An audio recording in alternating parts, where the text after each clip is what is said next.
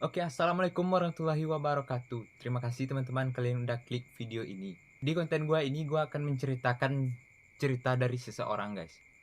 Oke, sebelumnya silakan kalian klik tombol subscribe dulu, guys. Oke, langsung saja kita bacakan cerita dari teman kita ini, guys. Cerita dari laki-laki yang kecanduan narkoba. Bang, ini ada cerita tentang kecanduan narkoba gua di masa lalu. Gua mulai ceritanya dari gua SD. Jujur bang, gua nggak lulus SD, cuma sampai kelas 6 SD doang. Terus gua kerja ngambil pasir di sungai menggunakan mesin dompeng. Di tempat kerja ini gua mengenal dunia narkoba dan jenis minuman yang mabuk-mabukan. Karena orang di kampung gua rata-rata pada make semua bang. Pada tahun 2014, di tempat kerja gua digerebek sama polisi pada saat kami lagi pesta narkoba besar-besaran. 3 teman gua ketangkap polisi. Dan gue lari dari kampung bersama teman yang lainnya. Setelah beberapa minggu akhirnya gue pulang ke kampung bang. Tapi suasana kampung rasanya udah beda semenjak kejadian itu. Tapi gue masih lanjut kerja ngambil pasir di sungai. Seiring berjalannya waktu, gue mulai jenuh sama kerjaan gue dan pengen cari pengalaman baru. Gue mulai cari kerjaan lain.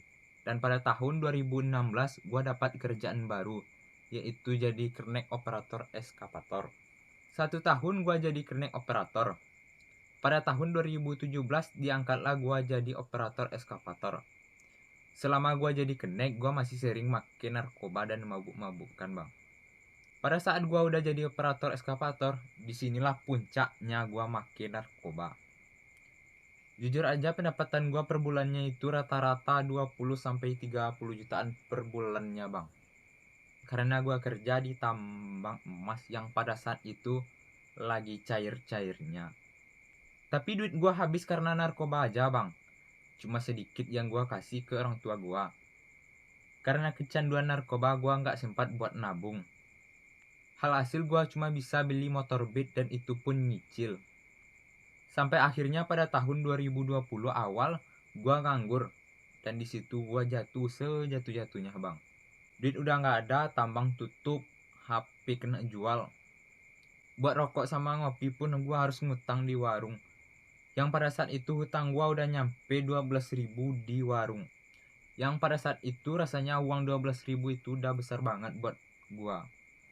Tapi orang kampung bilang sama gue, lu cuma sampai kampung ini. Jujur bang, kata-kata itu yang sampai sekarang buat motivasi gue buat jadi orang sukses. Saat ke warung gue gak berani lagi buat ngutang bang. Hasil gue gak minum sama ngerokok. Habis itu gue langsung pulang buat sholat isya dan disitulah gue nangis. Karena udah gak punya apa-apa lagi. Dan pada bulan April 2020 gue pergi kerja lagi karena tambang udah beroperasi lagi. 3 bulan gue kerja udah terkumpul duit. Pengen buat buka usaha. Tapi duitnya kurang dan gue beraniin diri buat ngutang di bank. Pada bulan Juli 2020 gue beli mesin dompeng sama teman gue buat ngambil pasir di sungai. Usaha ngambil pasir ini gue percayakan sama teman gue. Alhamdulillah usaha gue lancar-lancar aja. Cuman beratnya di awal-awal doang. 1 tahun usaha gue berjalan, alhamdulillah bang. Modal balik dan hutang pun lunas. Semenjak gue berhenti make narkoba, gue udah bisa ngumpulin duit. Dan duit yang terkumpul udah lumayan juga. Gue DP-in buat beli mobil baru bang. Setelah gue ambil mobil baru, gue kembali minjem duit di bank buat tambah usaha gue lagi. Hasil gue sekarang punya banyak cicilan. Tapi gak apa-apa. Gue senang karena gue udah bisa berhenti make narkoba.